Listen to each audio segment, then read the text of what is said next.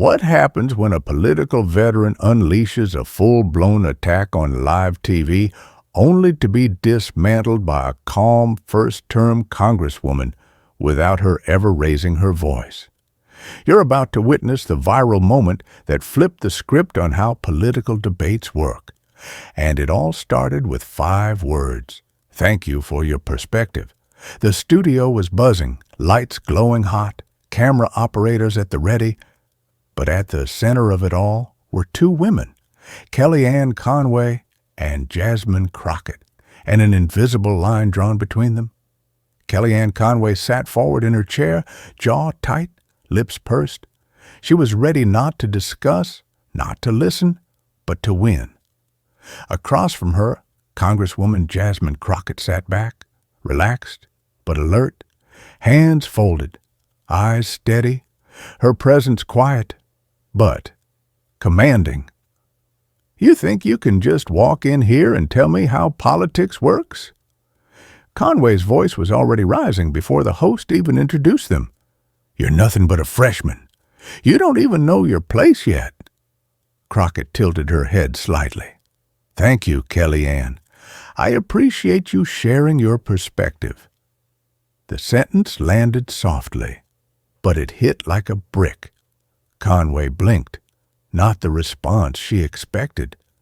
Don't patronize me, Congresswoman, Conway hissed. I was managing presidential campaigns when you were still doing mock trials in the law school. I know how these bills work. Crockett stayed calm. I'd love to hear about specific examples of the voter fraud you're concerned about. What evidence are you referencing? Conway leaned forward, voice sharpening. The evidence is everywhere. Dead people voting, non-citizens casting ballots, ballot harvesting in swing states. You people just don't want to admit it. Crockett's smile didn't waver. I understand you feel strongly, but I think our viewers and our democracy are better served when we ground our discussion in verifiable facts. Facts? Conway barked, her face beginning to flush. The fact is, this bill opens the door to chaos. It strips states of their ability to secure elections and gives Democrats exactly what they want: permanent power. Crockett slowly opened a folder on the desk in front of her. Which provision are you referring to? Conway snapped. Don't play dumb. You know exactly what I'm talking about. The voter ID clause. You people are trying to get rid of it entirely.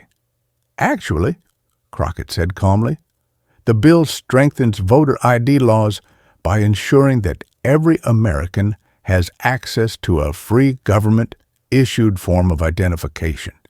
It doesn't remove the requirement. It makes it fairer. You're twisting it, Conway growled. I've read the bill. I know what it says. Crockett paused. Then, would you like to walk through the section with me? There was a long beat. Conway didn't respond. The host tried to step in. Let's focus on what the bill does versus what it's being accused of doing. Number Conway snapped. I'm sick of these lectures. I'm sick of people who've barely been in office pretending they understand the complexity of election law. Crockett simply nodded. I don't pretend, Kellyanne. I research, I read, I serve, and I listen. You think you're clever? Conway shot back. You think if you just keep your voice low and use lawyer language, you'll win the argument. I'm not trying to win, Crockett said. I'm trying to have a conversation that respects the intelligence of the people watching. Conway was shaking now, her hair slightly disheveled, face flushed a deeper red. You're not fooling anyone. You're pushing a bill that lets Democrats flood the system with fraudulent votes. Crockett looked up, eyes directed. Are you accusing me of trying to commit election fraud? If the shoe fits, Conway started. I took an oath to uphold the Constitution, Crockett interrupted softly. Every vote I support is in service of that. I have seen firsthand the damage done when people are denied their voice. "Don't start preaching," Conway said, voice cracking. "Don't act like you're the moral compass here." "I'm not acting like anything," Crockett said. "But I do know this. We cannot keep making enemies out of people we disagree with. If we do that, we're not debating. We're just shouting into the void." Conway stood her ground. "The Constitution doesn't say we have to make voting easy." Crockett nodded slowly. "But it does say we cannot abridge the right to vote in the 14th and 15th Amendments. So the question isn't whether we make it easy. It's whether we make it accessible for all citizens, rich or poor, urban or rural, black or white." Conway slammed her hand on the desk. Her water glass jumped. "Stop being so reasonable," she screamed. The studio went silent.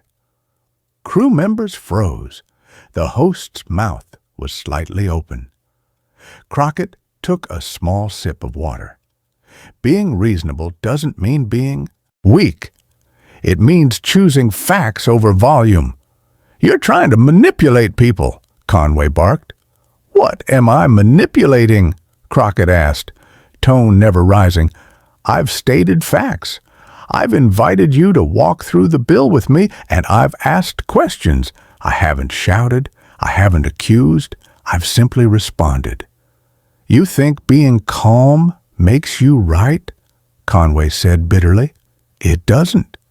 I think listening makes us both better," Crockett replied, "even if we never agree." "You're acting like you're above this," Conway muttered. "No," Crockett said gently. "I'm right here, engaged, present, respectful. I just don't believe I need to raise my voice to make a point." The host finally stepped in. "Congresswoman Crockett, what would you say to voters who feel overwhelmed by these kinds of debates?" "I tell them this," she said. "The goal isn't to win arguments. The goal is to understand problems and solve them together. But that only works if we stop assuming the worst about each other." The cameras kept rolling. Conway fumbled through her notes. "The voter roll section. States won't be able to clean up their lists." Crockett leaned forward slightly. "That's a common concern, but the bill requires states to use verified data and notify voters before removing them. It ensures accuracy, not chaos."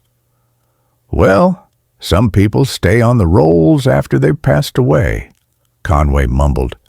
"They're removed as soon as there's proof of death," Crockett said, pointing to a line in the document. "That's not a loophole. That's a safeguard." I may have misread that part," Conway said almost inaudibly. "It's okay," Crockett replied. "Legislation is complex. That's why we have conversations like this, to clarify, to inform, to learn." Conway looked down, her voice no longer sharp. "These issues matter a lot to me." "They matter to me too," Crockett said, "and I respect that they matter to you. The camera captured everything, the outburst, the silence, the apology, but what it captured most powerfully was restraint, the kind that's rare in politics. "I supported this bill," Crockett added, "not to give my party an advantage, but to give my constituents their voice. I've seen the impact of silence, of exclusion. I've seen people fight their whole lives for the right to be heard." She paused. "Democracy isn't about volume. It's about inclusion." The host looked over. "Congresswoman Crockett, thank you. Kellyanne, final thoughts?" Conway looked exhausted. "I let my emotions get the best of me," she said. "That's not how I wanted this to go." Crockett nodded. "We all care deeply. That's why we're here." And with that, the segment ended. But the moment didn't. It rippled online, in schools, in campaign offices, in living rooms. Because in an age where shouting is currency, one woman showed that quiet, measured leadership still has power. maybe more than ever.